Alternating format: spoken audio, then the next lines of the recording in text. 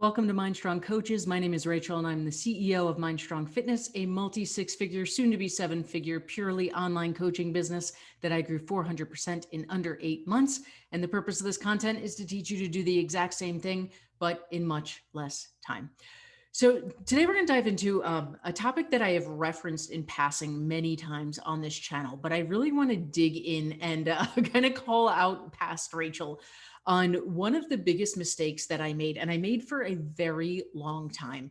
And when I've referenced this in past episodes, I've said very openly, if I could go back in time, I'm not a person who lives with regret. I truly believe that things happen the way they're supposed to happen and to teach us lessons.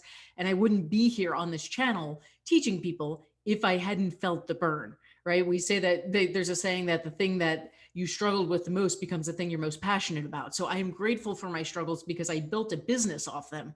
MindStrong Ignite, our 12-week program, is to teach people health and fitness because I learned the hard way. This coaching program is to teach coaches because I learned the hard way, and it's to streamline all this. But I've referenced in past episodes that if I could go back in time and redo one thing when we first started MindStrong, when we first started Ignite, it would be exactly what we're going to talk about today. So it warranted diving in a bit more. And that thing I would change is this, in the beginning, I'm going to kind of go back to the beginning and tell you a little personal story before we drive this point home. In the beginning, as I've mentioned in past episodes, my mindset was where I would reference I would guesstimate about 95% of coaches where their mindset is. And that's once my business starts making money, then I'll start investing in myself. And I operated this way for many, many years. And I remember I heard a quote, I think it was by James Wedmore, who's a kind of online business guy. And he said, this is a very specific example that we'll talk about in a few minutes, but he said, if you think you can't afford to hire a virtual assistant, that's why you need to hire a virtual assistant.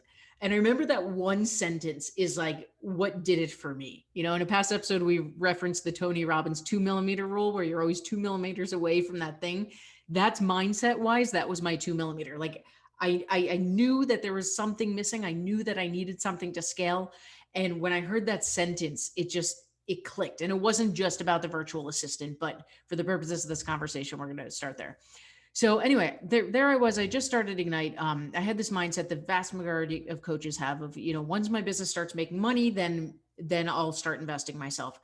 And along with that belief became this belief, like James Wedmore's quote, about what that had to do with hiring and help. Right? To me, hiring an assistant is something that businesses that are making tons of money do. Because my mindset was, well, my business isn't making very much money. And none of these tasks on my plate, none of them are beyond what I'm capable of doing, right? I can write 50 emails a day. I can update my website. I can go inside our hosting platform and upload videos all day long. I can physically do all those things. So to summarize this whole introduction, my mindset at the time when I started was, it's more important that I save the cash and spend the hours on tasks that I can be doing than to hire someone else. That's where my mindset is. That's where that's where most coaches' mindsets are, right? If I can do this, why spend the money? If I just summarize that whole story, that's the takeaway. If I can do this myself, why spend the money?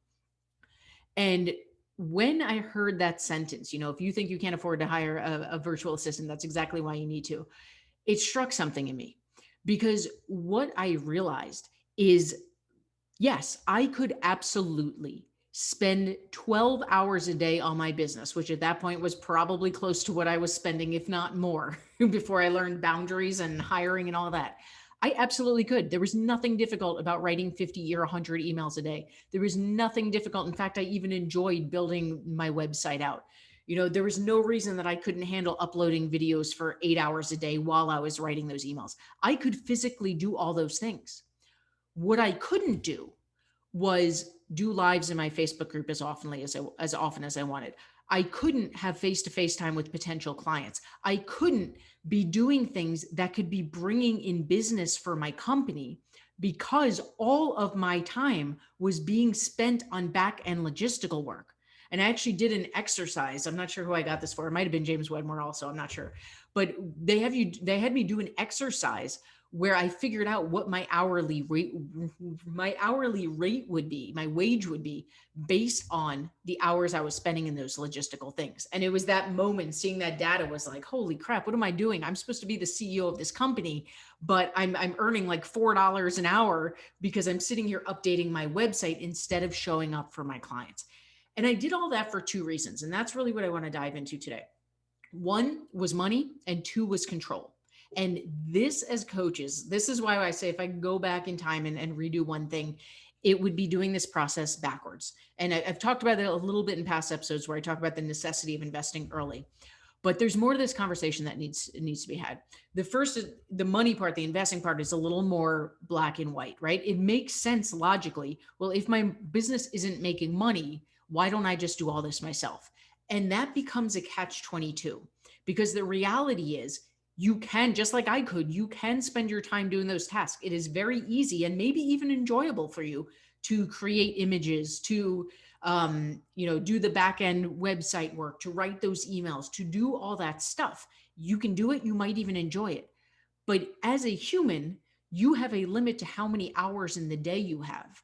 And it is just a fact of the universe of how time is constructed that if the hours of your working day are spent on those logistics, those hours cannot be spent serving clients. Now, building a website is kind of can bring in money at some point, right? I think writing emails can kind of bring in money at some point, but it is not the same as doing a Facebook Live where you're going into a sales pitch at the end. It's not the same as setting up a discovery call with a client who's going to pay you thousands of dollars to sign up with you. Those are the tasks as the CEO of your company. This is where your time needs to be spent. And it just physically cannot if you are spending it on this other stuff. So there is a mindset shift to be made about where your money is going, right? Why would you not hire someone, even if you think you quote unquote don't have the money? This is why you don't have the money, right? If you can put some of that money you're going to be earning by showing up, by doing those lives, by having those discovery calls, if you put a fraction of it, it's not going to be all the money, it's going to be a fraction of it into hiring an assistant or a virtual assistant in charge of updating your website, of writing your emails, of creating your images. And you pick and choose. Like I personally, I write our emails because I enjoy writing, right? I'm an author.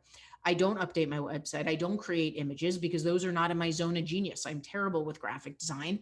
I enjoy the website part, but it's a tremendous amount of work. So I pick and choose, and we'll talk more about tips and tricks for that. The other part of this conversation, though, is about the control. And this one, in full disclosure, it gets easy for me. It's easy for me to forget how hard this was because once you do it, it's a beautiful thing that I forgot because once you do it, you can't imagine not doing it. So when I heard that sentence about if you can't afford to hire a virtual assistant, that's why you need to afford one, that clicked for me. I understood like that's why I'm not making money because I'm not doing money making activities. I'm so holed up in the logistics that I'm not doing the things that my business needs to make money. But then it became so freaking scary. And even saying it with that enunciation is an understatement because suddenly what I was about to do is I was about to give a complete stranger, and granted, we did interviews and, we didn't pick the first person who applied. It was a thorough process. But even at the end of the day, this person was a stranger. And I was about to give them access into the back end of our programs where we had paying clients, right? They had access to websites that were up and live.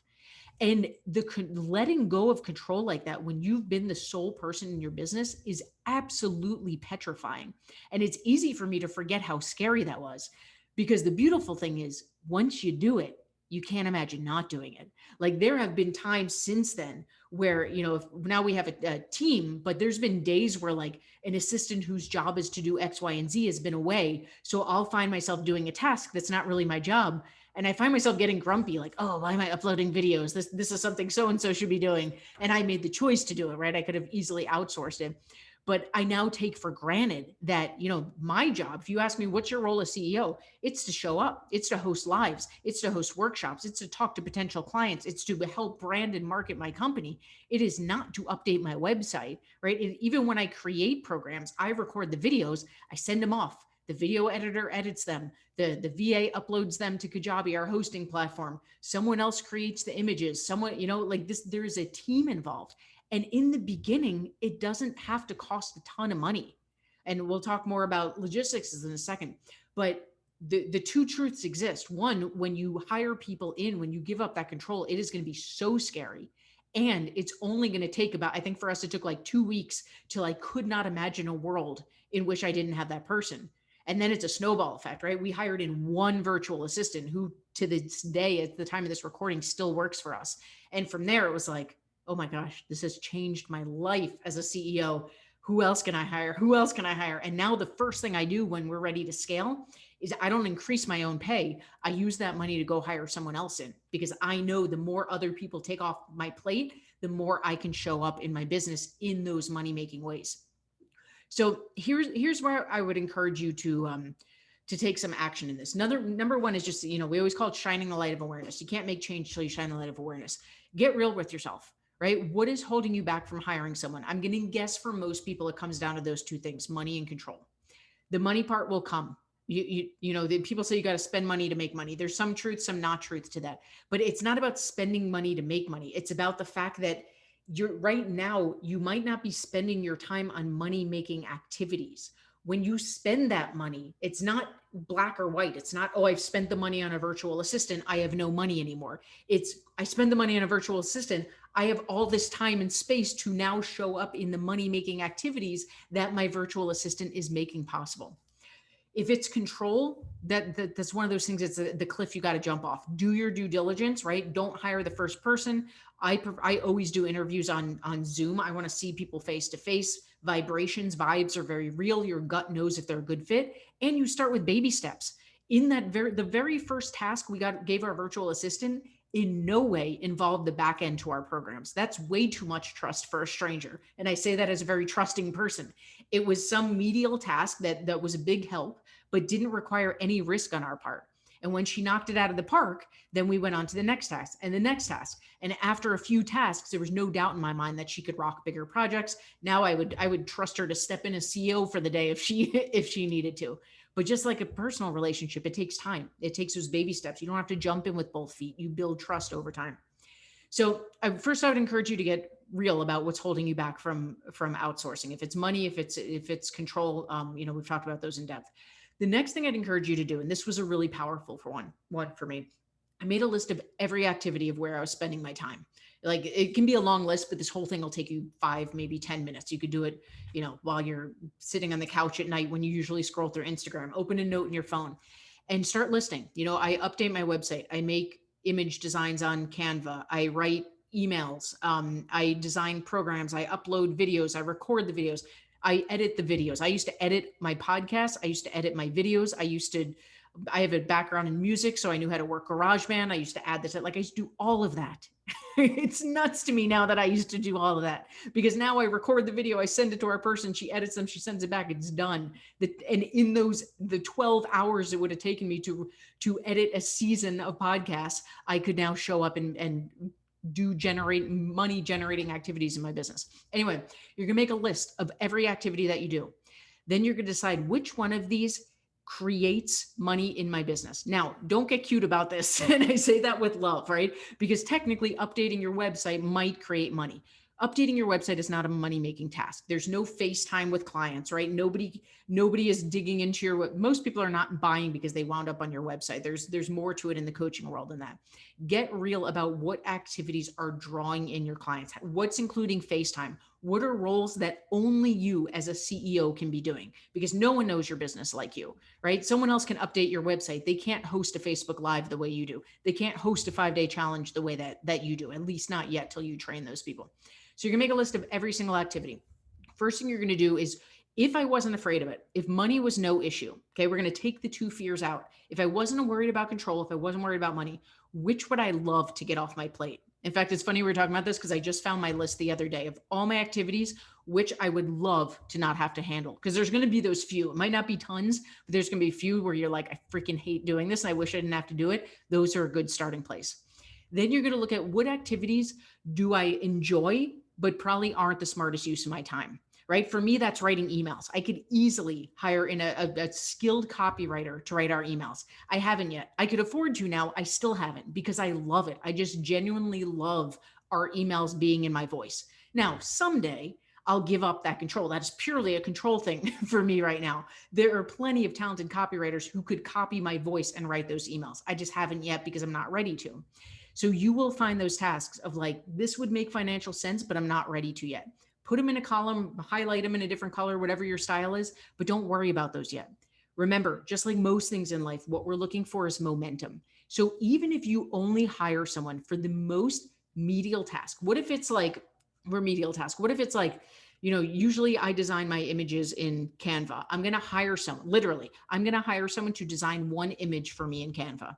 And you go on freelancer.com or fiverr.com or Indeed or wherever you go. Indeed might be a bit big for a little project like that.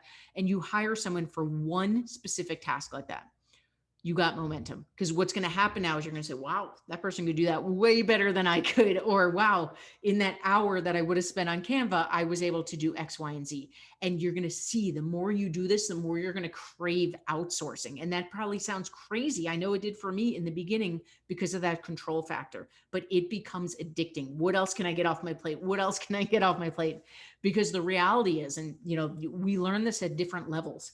As the CEO, your job is not to work in your business. Your job is to work on your business. And I say I learned that from personal experience because I did that very well in the very beginning. Then as I'm describing today, I got very caught up in the nitty gritty doing everything. And then I got out of it again. But as our business scaled, when I was the only coach in a business that was now 10 times the size or 400% the size, to be literal about it, I found myself back into working in the business. And that's when I brought in coaches and it allowed me to do it again. So I say all that to say, this is not a one and done thing. As you grow, you have to keep looking for those opportunities to outsource. But for the purposes of today's content, it is very normal in the beginning to have this mindset backwards. I 100% did. We think once I start making money, then I'll start investing. We think nobody knows my business like I do. I'm the only one who knows the ins and outs in the back end. I can't let a stranger in there. Those are all very normal feelings. And it's opposite, right? The more money you spend up front, I don't mean that literally. This is not a contest of who can shell out the most cash, but investing in your business early is how you're going to hit those milestone months early and grow from there. In retrospect, I didn't need years to start hitting 10, 20, 30, 40, 50K months. If I had invested early, I could have hit that within 6 months of starting my business. And where we would be now is exponential from there. And it's the same thing with help, right? If I had gotten help from the very beginning, we would be exponential from where we are now. If there's one thing I could go back and redo in my business, it would be that I would flip my mindset to start those things before I felt ready. And that's a hashtag bigger life statement. And one we talk to our clients about is leap. You're never going to feel 100% ready. It's always going to feel scary. So taking that leap now is the best way that your future self is going to thank you.